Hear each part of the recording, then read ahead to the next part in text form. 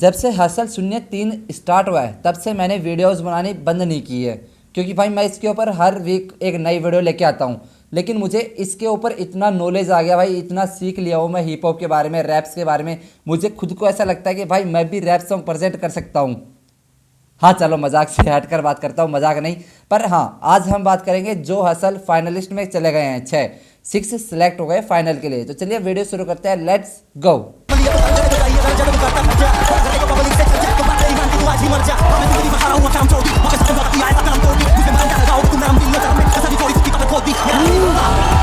जीते जो भी तुम्हारे वजह से ये स्टेज पे हिप हॉप। हसल शो में जो 6 फाइनलिस्ट सेलेक्ट हुए हैं उनका नाम तो आखिरी में आ जाएगा, लेकिन हम बात करेंगे बैटल्स की कि भाई किस किस रैपर के बीच में बैटल्स हुए हैं और कौन कौन विन किया है और किस किस ने कैसी परफॉर्म किया है। तो हम पहले बैटल की बात करें तो पहले बैटल हुई थी रैप आईडी और 100 RBH। तो पहले हम बात करते हैं रैप आईडी की, जिसने मुझे जानता नहीं है सॉन्ग प्रेजेंट किया है। तो चलिए थोड़ा सा सुन लेते हैं उस सॉन्ग को।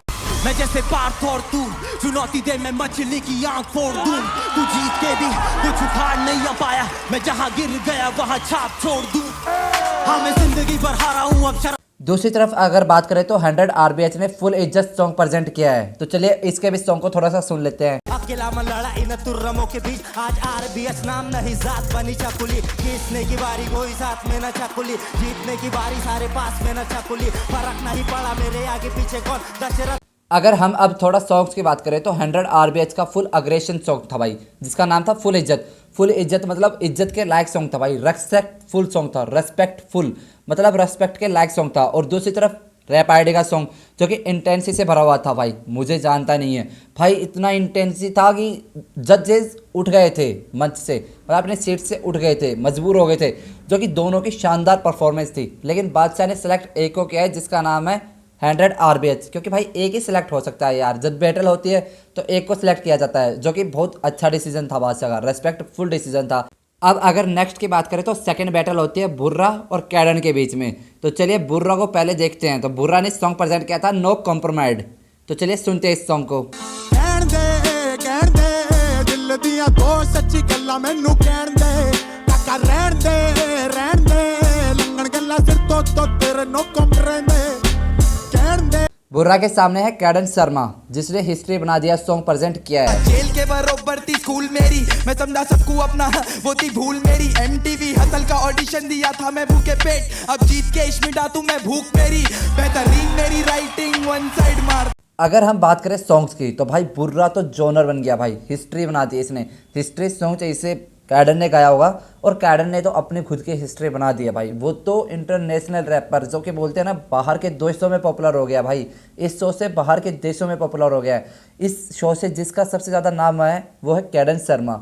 और भाई ये तो बैटल है, अगर कैडन यहाँ से बाहर भी जाएगा, अगर विनर भी नहीं बना तो भी इसकी तो लाइफ एकदम सेट है, ये तो सक्सेसफुल रैपर बन चुका है पहले ही। और बुर्रा की बात करें तो भाई उसने जो लेवल्स बनाए थे और उसके हिसाब से जो बीट थी उसकी, गजब बीट थी भाई। और मतलब एक तरफा बैटल था भाई ये, एक तरफा मतलब किस तरीके से, क्योंकि कैडन इतना पॉपुलर है यार, उसके पास इतना टैलेंट है, तो ऑफकोर्स कैडन ही जीतेगा ये बैटल। और हकीकत में कैडन ही जीत गया। नेक्स्ट बैटल की बात करें तो तीसरे नंबर पे आते हैं सैनबी और बेसिक। और भाई दोनों की अगर बैटल की बात करें तो बहुत गजब बैटल हुई थी। मुझे लगा कि जो जीतेगा वो नहीं जीत पाया, और जो जीता वो मुझे नहीं लगा था। तो चलिए पहले सैनबी को देख लेते हैं। होले होले मैंने राज खोले तू भी रोले मुझे बोले, छोड़ दो जनाब मेरे छोटे मोटे ख्वाबों में पार्ट टाइम रैपर पर एक फुल टाइम शाम। अजमल के साथ किए पंगे बेहिसाब पर सूली पे आज पीटते हाई तू फंसा खुदाई में जैसे श्रीदेवी पर। सामने है बेसिक, जिसने बुलेट सॉन्ग प्रेजेंट किया है। निशाना तेरे मथे पार, लौंडे तैश में आ गए तो जाते कंधे चार, टूट के लहू बहे तो सिर्फ कलम की धार से ये सारे भागते ना मेरे हाथ चढ़ना तू बुल। अगर सॉन्ग्स की बात करें तो सैनबी में पॉप लॉक ड्रॉप ये सॉन्ग गाया है। और भाई इसने जिस तरीके से गाया है, मतलब इसने अपने लिरिक्स को स्विंग करा दिया। स्विंग कर मतलब क्रिकेट में होता है ना, बॉल लेफ्ट से राइट की तरफ स्विंग करती है, इसने हिप हॉप की वाइब से हिप हॉप की फास्ट रैप में स्विंग करा दिया था। मतलब भाई बादशाह ने खुद तारीफ की थी भाई, जिस तरीके से इसने अपना स्विंग प्रेजेंट किया है वो बहुत खास लगा। और भाई ऐसे हाई लेवल पे आकर अपनी टैलेंट को दिखाना ही टैलेंट होता है, वरना टैलेंट को छुपाने से कोई फ़ायदा नहीं होता। और दूसरी तरफ बेसिक की बात करें तो भाई बुलेट सॉन्ग, जो कि बुलेट की रफ्तार से ही उस सॉन्ग को प्रेजेंट किया है भाई साहब, जो फ्लो हुक बहुत शानदार मतलब जो बीट होती है उसको क्लियर किया भाई इस बंदे ने। मतलब फ्लो के साथ हुक ऐड करना बहुत आसान बात नहीं होती। इस शो में बेसिक ही एक ऐसा रैपर है जिसके बारे में मैं सोचता हूँ कि भाई ये फास्ट रैप करेगा तब तो ये सैड सॉन्ग लेके आ जाता है, और जब सैड सॉन्ग की आ सकता हूँ तब ये हिप हॉप सॉन्ग मतलब अलग ही लेवल का म्यूजिक लेके आता है। भाई बादशाह ने सही विनर चुना है जो कि बेसिक है। बेसिक को एकदम सही से विनर चुना गया है सोच समझ के। भाई शानदार बेसिक, भाई शानदार।